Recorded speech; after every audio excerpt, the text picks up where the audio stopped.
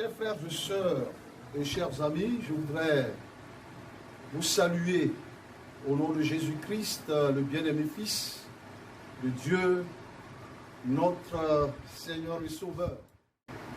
En ces temps difficiles que traverse notre monde, il est convenable et bien indiqué de nous encourager, de nous exhorter mutuellement de la part du Seigneur.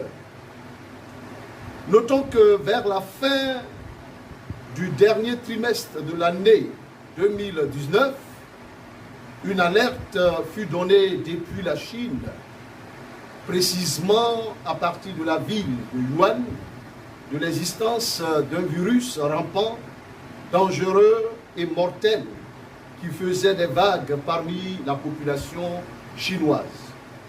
Aujourd'hui, nous sommes face à une épidémie à l'échelle mondiale, donc une pandémie qui a réussi à jeter, à plonger toute la population mondiale dans une véritable psychose généralisée. Et cette psychose s'amplifie de jour en jour face au nombre croissant d'infectés et de morts enregistrés à travers le monde. Oui, cette psychose mortifère due à la menace du coronavirus a plongé le monde entier sous une masse de plomb qui a eu raison de tout son système fonctionnel à tous les niveaux. Le monde est au ralenti, disons-le. La peur est dans tous les foyers. Les populations vivent désormais dans un désarroi total et dans l'incertitude d'un lendemain heureux. La science médicale, avec toute la technologie de pointe à son actif, reste sans proposer de solution. Elle est même débordée. On voit même que certaines propositions de médicaments sont prises avec prudence et mesure, parce qu'on est sûr de rien. Cela montre que, pour l'heure, rien n'est maîtrisé. Il n'y a qu'à respecter les mesures, les règles d'hygiène indiquées et rester confiné chez soi. La communauté chrétienne n'est pas épargnée, car la plupart des édifices religieux ont fermé leurs portes, ici comme ailleurs. Dans un tel contexte d'angoisse généralisée, il est important, il est impérieux, voire même urgent, de nous tourner vers le Créateur divin qui a la solution et qui est la solution à toutes choses. Dans une telle atmosphère de phobie, nous avons besoin, oui, chers frères et sœurs, chers amis, que Dieu nous parle, qu'il nous fasse entendre sa parole. Oui, il est plus que nécessaire pour nous de nous tourner vers Dieu à travers sa parole. Si nous ne prenons pas pour appui la parole de Dieu, si nous ne nous laissons pas éclairer par elle, des sentiments négatifs risquent d'envahir notre cœur. Car les situations de détresse, les calamités sont susceptibles de créer en nous la peur, l'angoisse, la frustration, la confusion, la colère. Et tout cela peut conduire au découragement. Et du découragement, nous pouvons tomber dans la déprime.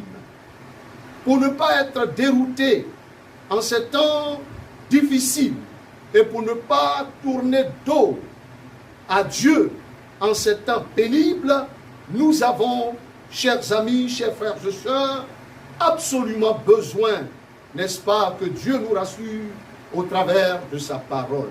Nous avons besoin de sérénité en ces temps de grands bruits angoissants. Nous avons besoin, oui, comme je l'ai dit, que Dieu nous parle. C'est pourquoi j'ai choisi ce soir, n'est-ce pas, de nous entretenir ensemble autour du thème suivant. Qu'est-ce que nous devons comprendre et apprendre d'une situation de détresse à la lumière de la parole de Dieu? Je reprends. Qu'est-ce que nous devons comprendre et apprendre d'une situation de détresse à la lumière de la parole de Dieu? À cette question, j'ai choisi, n'est-ce pas, de donner 4 éléments de réponse. Alors, le premier élément que je voudrais rapidement indiquer est le suivant. Dieu n'est ni insensible, ni indifférent à tout ce qui arrive dans le monde parmi les humains.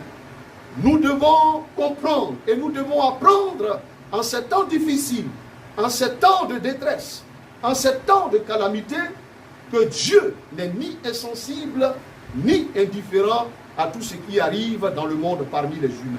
Voyez-vous, l'homme a souvent cette curieuse attitude. Lorsqu'il se trouve face à une situation de calamité, il se demande où est Dieu. Il se demande, Dieu sait-il ce qui arrive? Est-il sensible à la situation qui prévaut? Alors je voudrais répondre en disant ce que j'ai déjà dit. Oui, Dieu n'est ni insensible, ni indifférent à tout ce qui arrive dans le monde parmi les humains. Et pour soutenir ma réponse, je voudrais lire 2 passages dans la Bible. Le premier passage se trouve dans le psaume numéro 33, versets 13 à 15. Et le deuxième passage, Proverbe 15, 3. Le premier passage, et je lis dans la version Semeur, il est dit, du haut du ciel, l'Éternel regarde la terre. Il voit tous les humains. De son trône, il observe tous les habitants de la terre. Il a formé leur cœur à tous et il reste attentif à chacun de leurs actes. Retenons ici, et il reste attentif à chacun de leurs actes. Le deuxième passage, à savoir Proverbe 15, 3, il est écrit, l'Éternel voit ce qui se passe en tout lieu. Il observe tous les hommes méchants et bons. Oui, bien-aimés, à la lumière de ces 2 passages, nous pouvons dire que Dieu attend les cris, les gémissements que poussent les malades aujourd'hui. Dieu voit tous ceux qui pleurent, leurs parents décédés. Dieu voit les hommes pourris ça et là, désespérés, à la recherche de solutions. Dieu écoute, oui, toutes nos supplications, toutes nos prières, toutes nos requêtes qui montent à lui. Dieu connaît cette panique généralisée dans le monde due au coronavirus. Mes chers amis, Dieu n'est pas étranger à tout ce qui se passe aujourd'hui, à tout ce qui retient aujourd'hui notre attention dans l'actualité. Et je voudrais rappeler ceci, dire que Dieu était là quand Israël était en esclavage en Égypte pendant 4 siècles. Il était là quand les Hébreux subissaient les durs et les pires travaux que leur imposait leur maître égyptien. Dieu était là quand les enfants mâles hébreux de 0 à 2 ans étaient tués sur ordre de Pharaon. Et Dieu, au temps marqué, a mis en exécution son plan de délivrance pour son peuple, selon Exode 3, versets 7 à 10. Cette histoire nous apprend que le temps pour Dieu d'agir et la façon dont Dieu agit relève de sa seule souveraine volonté. C'est pourquoi la Bible dit que Dieu fait toutes choses bonnes en son temps. Oui, chers amis, chers frères et sœurs, au cœur de la détresse que nous vivons aujourd'hui, que le monde entier vit aujourd'hui, sachons attendre le temps de Dieu, qui est toujours le meilleur, parce qu'il apporte le salut. C'est ce que je voulais indiquer en premier lieu, à savoir que Dieu n'est ni insensible, ni indifférent à ce qui arrive dans le monde et qui touche l'humanité. La deuxième chose que je voudrais indiquer, le deuxième élément, en termes de réponse à notre question, il ne faut jamais s'empresser, malgré la grandeur de notre frayeur, d'envisager une issue tragique à une situation de détresse face à laquelle on peut se retrouver. Je reprends, il ne faut jamais s'empresser, malgré la grandeur de notre frayeur, de notre peur, d'envisager une issue tragique à une situation de détresse face à laquelle on peut se retrouver. Ici, je voudrais donner deux exemples bibliques. Le premier, nous le trouvons dans 1 Chronique 20, versets 1 à 3. L'exemple est l'attitude du roi Josaphat face à la multitude nombreuse qui venait contre lui et son royaume. Au verset 3 de ce passage-là, il est dit que Josaphat, après avoir appris qu'une multitude, une triple coalition venait l'attaquer, lui et son peuple, au verset 3, il est dit, Josaphat, dans sa frayeur, se disposa à chercher Dieu, se disposa à chercher l'Éternel, et il a entraîné, n'est-ce pas, tout le peuple, petits et grands, au pied de l'Éternel, pour trouver une solution. Que cette situation difficile, qui a surpris tout le monde entier, et qui provoque une grande frayeur au sein de la société humaine, soit une occasion pour chaque famille chrétienne, pour chaque chrétien, pour chaque serviteur de Dieu, et même pour chaque non-chrétien, une occasion de se disposer à chercher la face de Dieu. Nous voyons ici que Josaphat, face à cette difficulté, n'a pas crié au loup. Il n'a pas contaminé le peuple par une certaine peur. Mais au contraire, la Bible nous dit qu'il s'est disposé à chercher la solution au pied du Seigneur. Il n'a pas dit que la mort arrive. La mort est à la porte, n'est-ce pas, du royaume. Que chacun se cherche. Non, il ne l'a pas fait. Mais ce qu'il a fait au contraire, oui, doit nous encourager et doit nous inspirer. La Bible dit, dans sa frayeur, Josaphat se disposa à chercher l'Éternel. Le deuxième exemple que je m'en vais vous citer, c'est celui des disciples de Jésus dans la barque dans laquelle Jésus était lui-même. Dans Marc chapitre 4, verset 35 à 41. Face à la tempête, au vu des vagues qui se soulevaient pour se jeter dans la barque, les disciples ont cru périr dans cette situation. Ils vont réveiller Jésus qui dormait et vont lui dire à ceci: ne t'inquiètes-tu pas de ce que nous périssons, maître? Pour eux, ils se voyaient déjà morts, engloutis par la mer. Jésus se réveille après avoir calmé le vent et la mer, après avoir ramené le calme, disons. Il va reprocher aux disciples leur manque de foi. Il leur dira: pourquoi avez-vous ainsi peur? Comment n'avez-vous point de foi? Oui, ici nous remarquons que lorsque Jésus se réveille et lorsqu'il s'adresse aux disciples, il ne leur dit pas: les amis, je vous comprends, toute personne à votre place aurait eu la même réaction. La peur est naturelle, surtout que c'était une forte tempête. Je vous comprends. Avec la force de ces vagues, il y avait matière à avoir peur. Non, il ne dit pas cela. Il leur reproche, au contraire, leur manque de foi, dont les raisons sont visibles dans le texte de Marc chapitre 4, versets 35 à 41. La première chose que nous pouvons mettre en relief et pour laquelle nous pouvons dire que les disciples n'ont pas eu de foi, au verset 35, c'est Jésus lui-même qui dit: passons à l'autre bord. Les disciples ont oublié que c'est Jésus lui-même qui a ordonné la traversée. Ils ont oublié cela. Il nous arrive, nous aussi, comme les disciples, d'oublier souvent toutes les promesses du Seigneur, toutes les promesses de sa parole face à la forte pression du danger. Que cela ne soit pas ainsi. L'autre chose aussi qui explique le manque de foi des disciples, c'est au verset 38. Je dirais qu'ils n'ont pas eu l'intelligence de se demander pourquoi Jésus, malgré la puissance de la tempête, la force du vent, malgré l'eau qui était déjà dans la barque, pourquoi est-ce que Jésus dormait toujours paisiblement? Ils n'ont pas eu cette intelligence de se poser la question.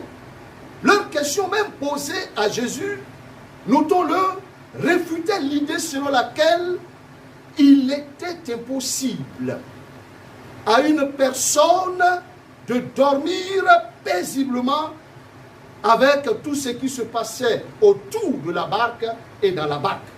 Soit cette personne faisait exprès, soit elle était indifférente, ou bien tout simplement elle avait quelque chose de particulier. Ils ne se sont pas laissés, les disciples, inspirés par le calme, par la tranquillité de Jésus au cœur de la tempête. C'est ce qui nous arrive aussi quand nous sommes face à une situation de détresse. On ne regarde pas Jésus qui est notre modèle. Alors je voudrais nous inviter ensemble, en ces temps difficiles, à regarder Jésus notre modèle, à apprendre de Jésus notre modèle, à copier Jésus notre modèle, à faire comme lui quand il y a des situations difficiles, des situations de péril, des situations, n'est-ce pas, de calamité. Soyons sereins comme Jésus, c'est ce que je voulais dire tout simplement. Le troisième élément qui explique le manque de foi des disciples, c'est au verset 41. Il pose la question en disant, qui est celui-ci à qui obéissent même la mer et le vent? Alors je me suis intéressé à leur question.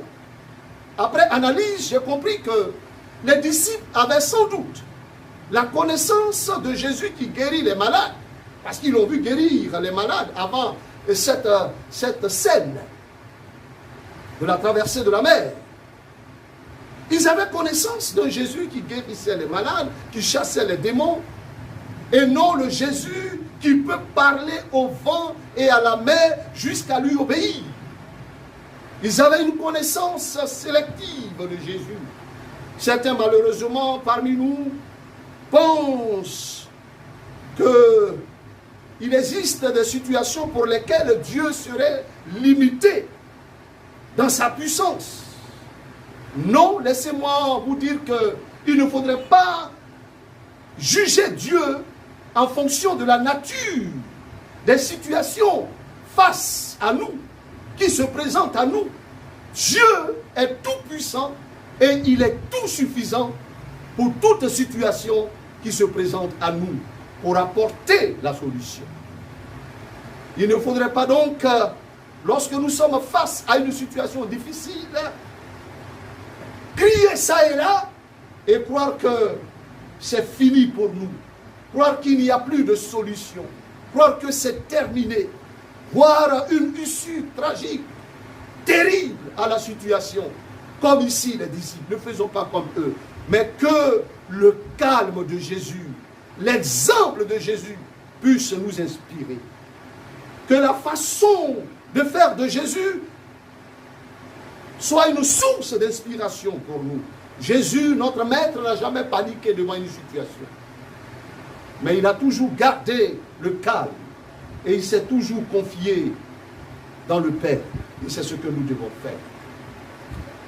La troisième chose que je voudrais indiquer, pour répondre à notre question, que devons-nous faire et comprendre face à une situation difficile, de détresse, à la lumière de la parole de Dieu. La troisième chose, il faut savoir attendre le secours de Dieu en suivant les instructions que la Bible nous donne en temps de détresse.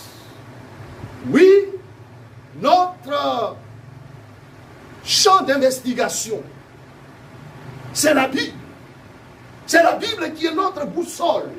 C'est elle qui nous donne des orientations. C'est elle qui nous instruit. C'est elle qui nous dit ce que nous devons faire en telle ou telle situation.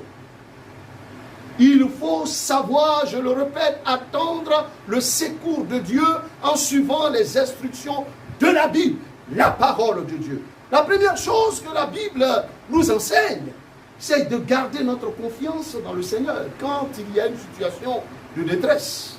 Dans le psaume numéro 37 et le verset 5, il est dit que nous devons recommander notre sort à Dieu. Recommande ton sort à l'Éternel, mets à lui ta confiance et il agira. Recommande ton sort à l'Éternel, mets en lui ta confiance et il agira. Dans Jean chapitre 14 le verset 1er, Jésus dit ceci aux disciples, que votre cœur ne se trouble point, croyez en Dieu et croyez en moi. Dieu est fidèle et c'est pourquoi nous devons mettre notre confiance, garder notre confiance en Dieu. Il est fidèle. Voilà ce que nous lisons dans le psaume numéro 40, parlant de la fidélité de Dieu. Parlant de la fidélité de Dieu, le psaume numéro 40 et le verset 12. Il est dit, toi, Éternel, tu ne me refuseras pas tes compassions. Ta bonté et ta fidélité me garderont toujours. Dieu est fidèle. Et au nom de sa fidélité, face au danger, il nous gardera. Dieu, nous devons mettre notre confiance en lui parce qu'il est le pourvoyeur bienveillant. Dans le psaume numéro 23, le psalmiste dit, l'Éternel est mon berger et je ne manquerai de rien. L'Éternel est mon berger, je ne manquerai de rien.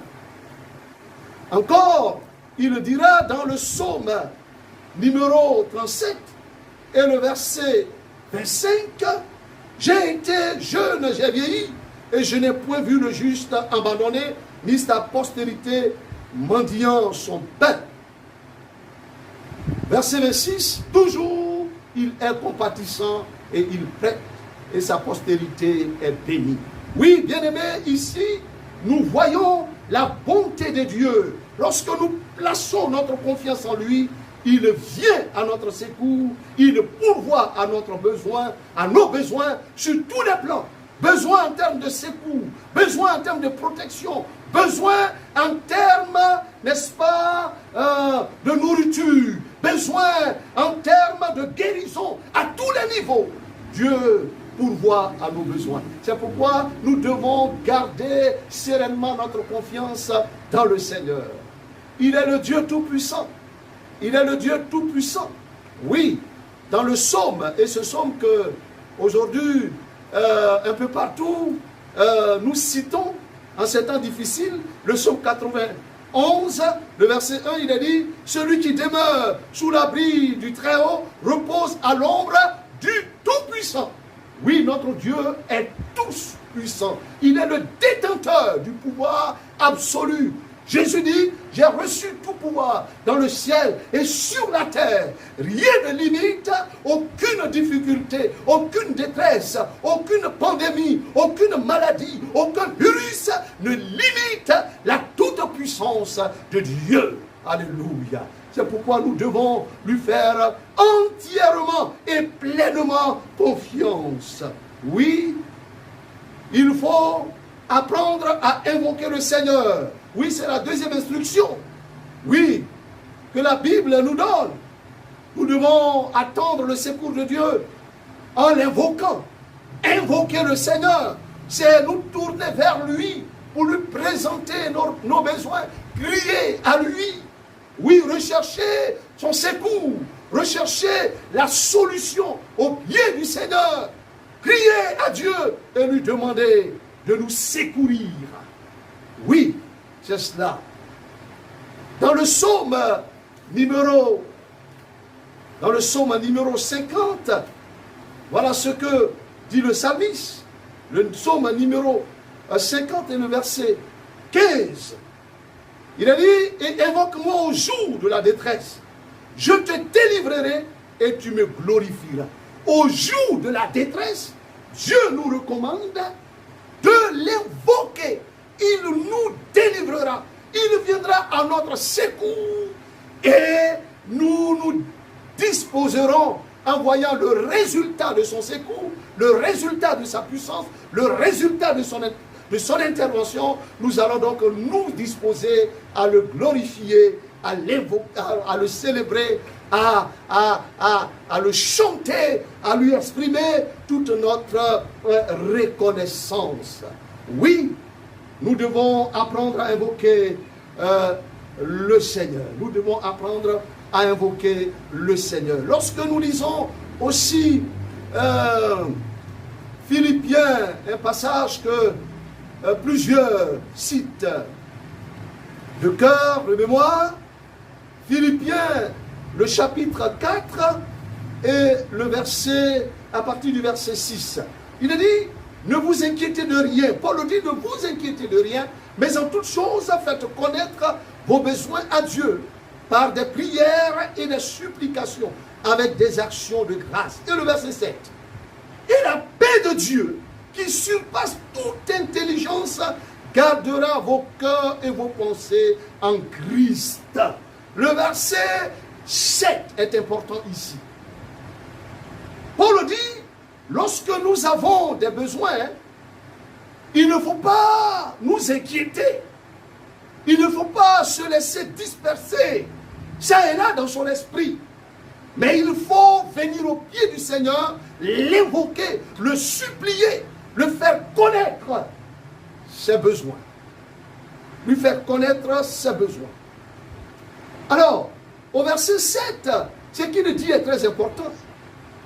Il dit, et la paix de Dieu, qui surpasse toute intelligence, gardera vos cœurs et vos pensées en Christ. L'intelligence ici, c'est ce que nous concevons dans la tête face à une situation.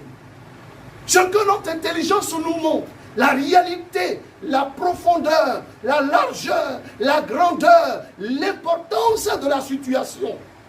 L'intelligence nous dit, notre intelligence nous dit, regarde la situation. Cette situation-là, humainement parlant, il n'y a pas de situation, il n'y a pas de solution. C'est la mort qui est au bout. Notre intelligence amplifie ce qui se passe autour de nous et crée en nous la peur. Mais Paul dit, la paix de Dieu qui nous donne par son esprit. Lorsque nous prions, cette paix-là nous montre le contraire de notre intelligence. La paix de Dieu nous dit, c'est vrai que ce que ton intelligence te montre est une réalité menaçante. La détresse est réelle, mais l'intelligence de Dieu surpasse ce que tes yeux voient et ce que ton intelligence te montre. Et ainsi, cette paix de Dieu crée en nous la sérénité, la paix, la quiétude, la tranquillité, le calme. Et même quand la solution n'est pas encore là, nous sommes reconnaissants au Seigneur. Nous louons le Seigneur. Parce que cette paix intérieure est la preuve que Dieu agira certainement pour nous secourir. Oui, autre chose que la Bible nous demande, comment attendre le secours de Dieu. Qu'est-ce que la Bible nous dit encore? Nous donne comme instruction, c'est de rester attaché à l'amour de Dieu. C'est de rester attaché à l'amour de Dieu. Vous savez, quand nous sommes face à une situation difficile, l'une des choses que le diable veut nous arracher, c'est notre amour pour le Seigneur. C'est l'amour de Dieu dans notre cœur. Il veut nous faire douter de l'amour de Dieu. Il veut nous faire douter de la bonté de Dieu. Il veut nous faire douter, n'est-ce pas, de la compassion que Dieu a pour nous, de cet amour profond qu'il a pour nous, de cette affection profonde qu'il a pour nous. le diable veut nous amener à douter de l'amour de Dieu. Mais Paul nous dit ceci dans Romains, le chapitre 8, à partir du verset 34, Paul nous dit ceci. Disons à partir du verset 33, qui accusera les élus de Dieu? C'est Dieu qui justifie, qui les condamnera. Christ est mort, bien plus, il est ressuscité. Il est à la droite de Dieu et il intercède pour nous. Qui nous séparera de l'amour de Christ? Sera-ce la tribulation ou l'angoisse, ou la persécution, ou la faim, ou la nudité, ou le péril, ou l'épée?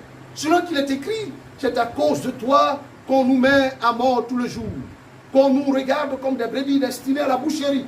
Mais dans toutes ces choses, nous sommes plus que vainqueurs par celui qui nous a aimés. Car j'ai l'assurance que ni la mort, ni la vie, ni les anges, ni les dominations, ni les choses présentes, ni les choses à venir, ni les puissances, ni la hauteur, ni la profondeur, ni aucune autre créature ne pourra nous séparer de l'amour de Dieu manifesté en Jésus-Christ, notre Seigneur. Restons donc attachés à l'amour de Dieu, car l'amour de Dieu est une source de motivation dans les moments difficiles.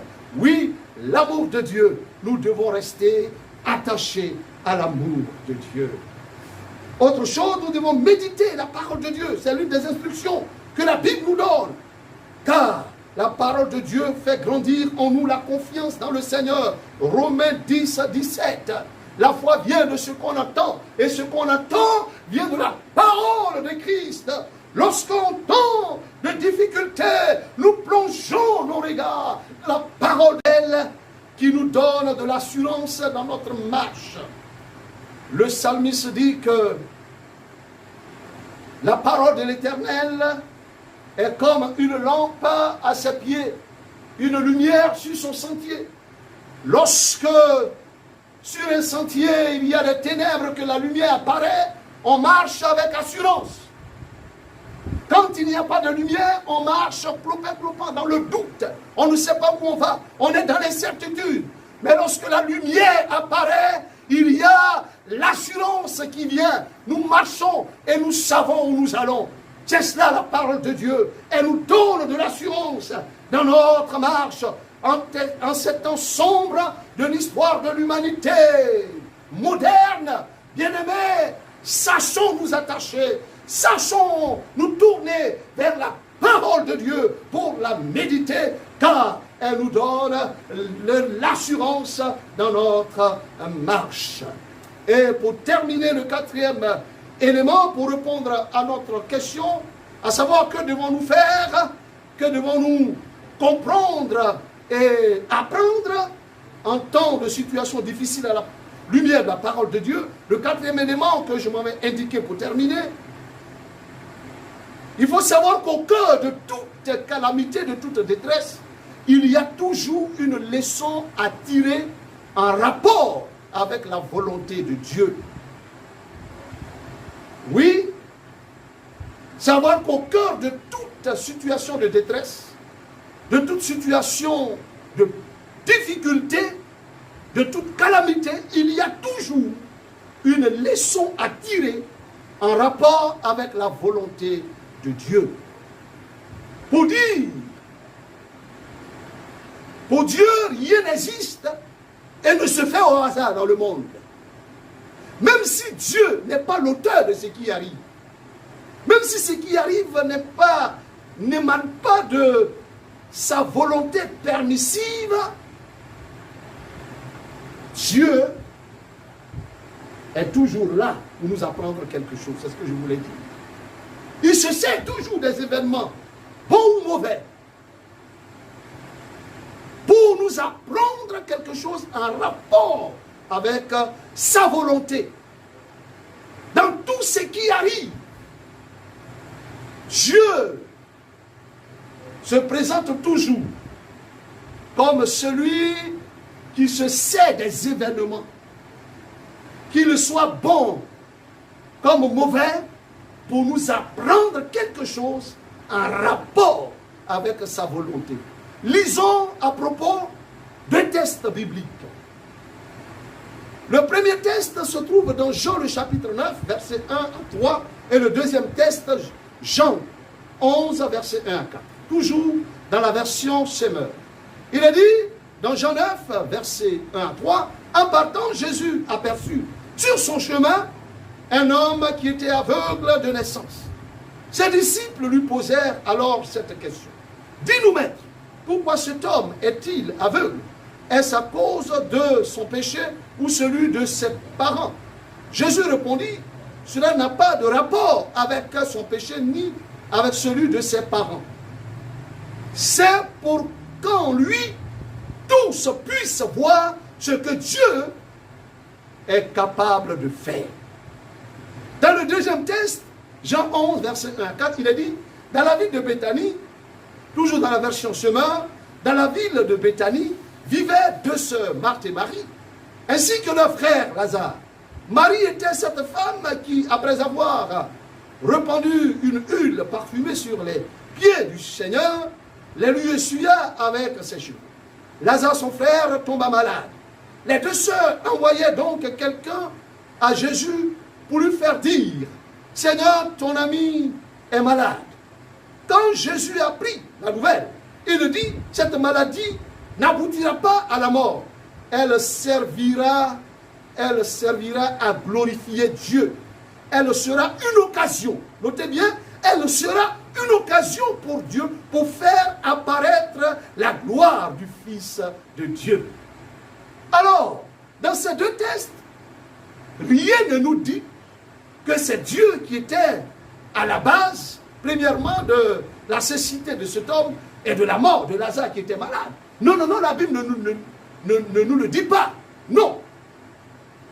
Mais ici, Jésus dit, les deux événements sont des occasions propices qui se prêtent à Dieu pour glorifier son nom. Pour glorifier son nom. Donc, à la lumière de ces deux passages, nous comprenons que chaque événement, prévu ou non, par Dieu, qui touche directement à l'humanité, est une occasion favorable qui se prête à Dieu pour faire éclater sa gloire. Dieu se portera toujours volontiers pour toute situation qui engage la vie de l'humanité pour y apporter sa signature surnaturelle, montrer sa toute-puissance et révéler aux hommes sa volonté. Oui, bien-aimés, cette situation que nous vivons n'est-elle pas aussi une occasion pour Dieu pour nous montrer sa puissance, pour nous faire connaître sa gloire et pour nous s'interpeller par rapport à sa volonté? Je dirais mieux que cette occasion, ou du moins cette situation que nous vivons, est une occasion pour Dieu, non seulement pour manifester sa puissance, guérir les malades, arrêter l'évolution du virus. Il va le faire, il veut et il peut le faire, il le fera, pour que son nom seul soit glorifié, pour que l'humanité, aujourd'hui, par endroits, qui se tourne vers Jésus pour crier à lui, puisse retenir qu'il est le seul qui est la solution et qui a la solution. Oui, dans cette situation, je vous le dis avec une conviction certaine que Dieu se glorifiera. Et l'on retiendra qu'il est le seul vrai Dieu qu'il faut adorer. Je suis convaincu qu'à la fin de cette situation, des hommes, des femmes, oui, des jeunes, des vieillards, des enfants, des intellectuels, des ignorants, des riches, des pauvres, des intellectuels se tourneront vers Dieu, ceux-mêmes qui niaient son existence pour glorifier son nom. Il y aura un miracle divin, une signature surnaturelle dans cette situation que nous vivons aujourd'hui. Oui, Dieu va glorifier son nom. Mais aussi, n'oublions pas que Dieu veut nous faire connaître sa volonté dans cette situation. C'est pourquoi je dirais que c'est une belle occasion, disons, pour Dieu, pour nous avertir. Une belle occasion pour Dieu, pour nous inviter certainement à la repentance. Car n'oublions pas que nous vivons aujourd'hui dans notre monde où il y a quelques années en arrière, des pratiques contre nature ont été acceptées, adoptées par les hommes un peu partout. Dans ce siècle présent, Dieu va se servir de cette occasion pour que sa volonté soit connue par l'humanité. Il va se servir de cette occasion pour dire à l'humanité qu'il n'aime pas le péché. Il se servira de cette occasion pour inviter l'humanité à la repentance. À la repentance. Pour toutes les vilaines choses qui ont été acceptées, qui ont été adoptées, qui ont été applaudies, qui ont été légalisées, qui ont été imposées. Dieu veut pousser l'humanité à la repentance. Alors je voudrais, moi aussi, de la part du Seigneur, profiter de cette occasion pour dire que nous avons besoin en ces temps difficiles de nous repentir. Demandons pardon à Dieu. C'est le temps de se tourner vers Dieu pour lui demander pardon. Oui, en ces temps de détresse, afin que sa miséricorde nous touche, afin que son amour nous guérisse, afin que sa puissance nous protège. Nous avons besoin de nous tourner vers lui à la repentance. Oui, ne demandons pas seulement la guérison à Dieu, ne demandons pas seulement la protection à Dieu, ne demandons pas seulement que Dieu arrête le virus, mais aussi entrons en nous-mêmes, partout à travers le monde, en commençant par l'Église du Seigneur lui-même. Oui, pour dire pardon au Seigneur. Alors moi je me suis posé une question simple. Elle est la suivante, j'ai dit, mais quand il y avait la légalisation de toutes ces pratiques, de toutes ces vilaines pratiques que nous connaissons, vous savez de quoi je parle? Quand on a légalisé certaines pratiques contre nature, on n'a pas vu un si grand mouvement de pleurs, d'indignation. On n'a pas vu des personnes à genoux décréter des moments de jeûne, de prière un peu partout. Non. Les choses sont restées comme ça. Mais aujourd'hui, Dieu nous prend au mot à travers cette situation. Il veut ramener nos cœurs à lui. C'est ce que je crois. Pour que nous puissions tous, chrétiens, non chrétiens, demander pardon au Seigneur. Pour que sa grâce nous touche. Pour que sa miséricorde nous touche. Pour que son amour nous guérisse, comme je l'ai dit, et sa puissance nous protège. Ce n'est pas l'occasion de dire qu'est-ce que j'ai fait. Je n'ai pas à me repentir. Non, faisons-le. Et Dieu se tournera vers nous. Alors, je conclus en disant, chers amis, dans cette situation de détresse, cette situation difficile, sachons que Dieu sait tout. Sachons qu'il sait ce qui se passe dans le monde. Il sait ce qui se passe dans tous les pays, dans toutes les villes, dans tous les villages, dans tous les quartiers, dans toutes les maisons. Je dirais mieux, il sait ce qui se passe dans ton pays, dans ta ville, dans ton village, dans ton quartier, dans ta maison. Il n'est pas indifférent, il n'est pas insensible. C'est la première chose que tu dois retenir. Deuxièmement, ne sois pas négatif, mais plutôt positif. Face au danger, ne dis pas que tu vas mourir, parce que le danger est menaçant, parce que la pression du danger est forte. Non, sois positif. Car n'oublions pas que nous recevons les résultats de nos pensées dans notre vie. Si tu sèmes des pensées négatives, tu moissonneras des pensées négatives. Mais si tu sèmes de bonnes pensées, tu moissonneras aussi de bonnes pensées. Oui, ne vois pas face à ce danger une issue tragique. Mais mets ta confiance dans le Seigneur et invoque-le et il agira. Troisièmement, sache que nous devons nous attacher tous aux instructions de la Bible.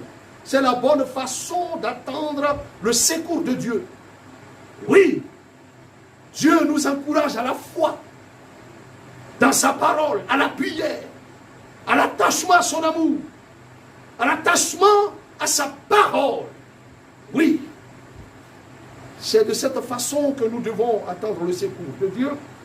Et quatrièmement, oui, Dieu se sert de tout ce qui arrive pour faire éclater sa gloire et aussi nous faire connaître sa volonté. Que Dieu nous bénisse, qu'il bénisse dans nos cœurs ces quelques paroles d'exhortation et que nous puissions rester sereins, attendant le secours de l'Éternel. Amen. Nous allons prier. Notre Père et notre Dieu, nous voulons tourner les regards vers toi, comme ta parole nous le recommande. Au jour de la détresse, invoque-moi, je t'exaucerai, je te délivrerai et tu me glorifieras. Nous avons cette promesse de ta parole. Alors nous nous tournons vers toi, alors que dans le monde entier, la détresse due à ce virus, à cette pandémie, Seigneur notre Dieu, crée la mort, crée la désolation, crée, Seigneur, l'angoisse, la psychose. Nous voulons nous tourner vers toi, toi qui es la solution et qui as la solution. Nous voulons crier à toi et demander que tu interviennes, que ta puissante main, Seigneur, cette main qui a délivré les Hébreux en Égypte, que cette même main vienne mettre fin à cette situation de détresse, Seigneur, qui est en train de faire des ravages, cette maladie qui est en train de faire des morts partout. Nous implorons ta pitié, nous implorons ta compassion. Interviens, notre Dieu. Pendant que nous sommes confinés dans nos maisons, apprends-nous à nous tourner vers toi. Apprends-nous, Seigneur, à transformer nos maisons en des maisons de prière. Seigneur, notre Dieu, en levant les mains pures, des cœurs sincères vers toi, pour que le salut vienne. Parce que c'est de toi que viendra le salut de ce monde. Nous voyons aujourd'hui que la science est dépassée. Ceux qui se croyaient les plus intelligents sont aujourd'hui au pied du mur. Ils ne savent quoi faire dans cette situation. Tu es la solution et tu as la solution. Viens donc au secours. Et dans cette situation, Seigneur, nous n'oublions pas que tu veux nous apprendre à connaître ta volonté. Seigneur, nous avons besoin de nous tourner vers toi avec un cœur rempli d'humilité et dire, Seigneur, nous avons péché. Nous avons accepté le péché. Nous avons, Seigneur, occasionné même le péché dans ce monde. Nous reconnaissons toutes ces choses. Et nous avons besoin de ton pardon. Et de ton pardon viendra le secours. C'est ce que nous attendons. Glorifie ton nom. Agis pleinement. Et cela au nom de Jésus.